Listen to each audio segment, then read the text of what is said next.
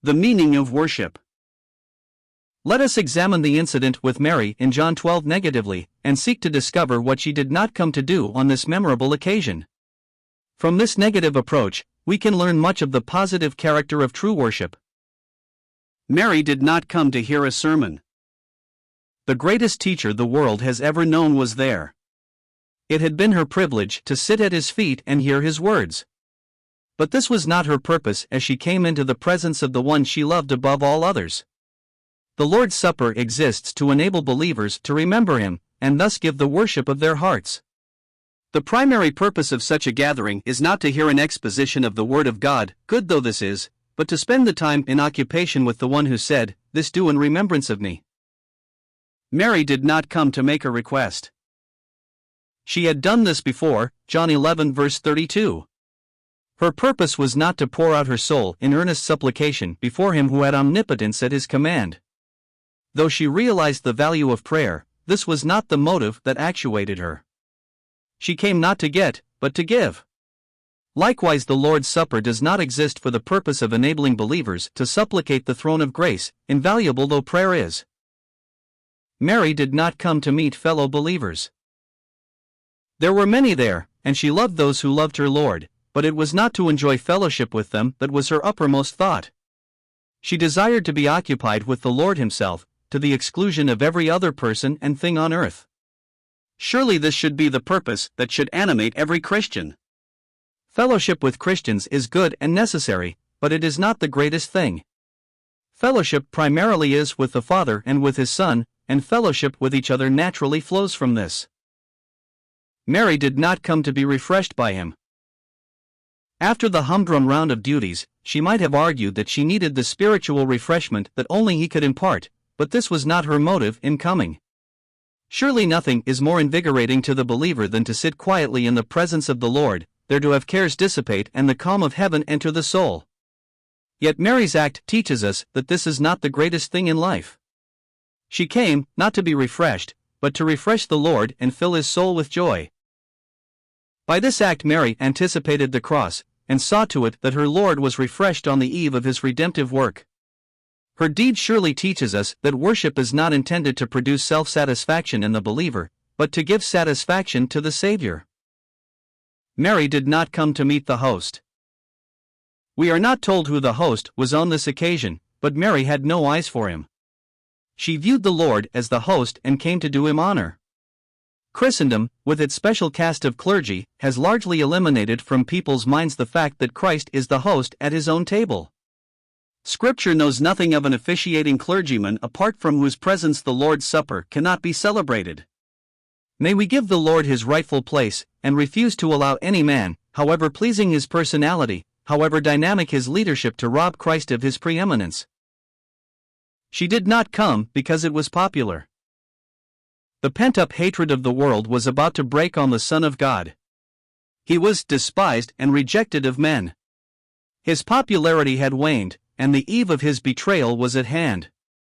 It was 6 days before the Passover, when the world would stain its hands with the blood of Christ, that Mary came with her love gift to pour on His feet. By this act she proclaimed louder than any words her sincere love and loyalty to one whom the world would not acknowledge. The believer must also be prepared, in loyalty to his Lord and to His Word, to brave contempt in order to worship God in a manner pleasing to Him. The path of wholehearted discipleship has never been crowded or popular. The Christian who seeks to carry out those scriptural principles of gathering will find plenty of opposition, even from those who claim to be fundamental in their doctrine. He must be prepared to experience something of the fellowship of His sufferings, Phil 3:10. He can rest assured that, as with Mary, faithfulness to the Lord shall not pass unnoticed. Mary did not come to withhold her best. She poured it all out fully, freely, and joyously at the feet of her Lord. Note several things about this gift. It was very costly, v. 3. To secure it she had denied herself many things perfectly legitimate for her own use. Since the laborer of that period received but a penny a day, her gift represented a year's salary. Love is measured by the sacrifice it makes for its object. Our Lord loved the church and gave Himself for it, f. 5:25. Can we do any less for Him? Worship which costs nothing is not worthy of the name. Her gift had been reserved for this purpose, v. 7. She had treasured in her heart the words that fell from his lips. Consequently, she knew he was to be betrayed, crucified, buried, and to rise again. The disciples never seemed to grasp the significance of his words, even though he used plain language. Mary thus had the signal honor of being the only one who anointed the Lord for his burial. The other women came too late, Mark 16 verse 6. Mary of Bethany had no need to go to the tomb. She knew that the one whose word had called Lazarus from death would take up the life he had laid down for her. John 10 verses 17 to 18. Her gift was brought to the feet of Christ, v. 3. Those feet which had walked the rugged roads of Israel, and had carried blessings everywhere they went, were indeed beautiful to her, Romans 10 verse 15. She knew those feet would soon carry him to Calvary, there to be pierced for her transgressions. She knew also that he would one day occupy a throne and reign until God made his enemies his footstool, Psalms 110 verses 1 to 2. She gladly gave her all to him. The believer can surely profit by her noble example which received Christ's unstinted commendation. Worship must be wholehearted if it is to be pleasing to him. Lukewarm devotion, half-hearted praise, and divided affections are nauseating to him, see Revelation 3 verses 14 to 18. He rightly deserves the place of absolute preeminence. Her gift was accompanied by utter self-abnegation. After she had anointed his feet with the perfume, she wiped them with her hair. The Scripture informs us that a woman's glory is her hair. Thus by this act, she literally brought her glory to his feet in lowly, yet sublime adoration, 1 Corinthians 11 verse 15. What a beautiful picture this is of that necessary heart humility which should characterize the worship of God's people. God has distinctly declared that no flesh should glory in his presence, 1 Corinthians 1 verse 29.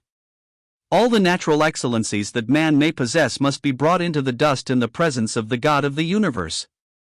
Here brilliant intellect, physical skill, capable leadership, persuasive eloquence, magnetic personality, artistic genius, nobility of birth, or the possession of vast wealth has no place in the presence of deity. Her gift filled the house with fragrance. She herself would long bear the fragrance of the spikenard. But each member of that company would also carry on his person some traces of that sweet perfume. True, there were those who criticized the act, and referred to it as waste, but the Lord's commendation more than compensated her for the adverse criticism. Scripture views worship as both an individual and collective act.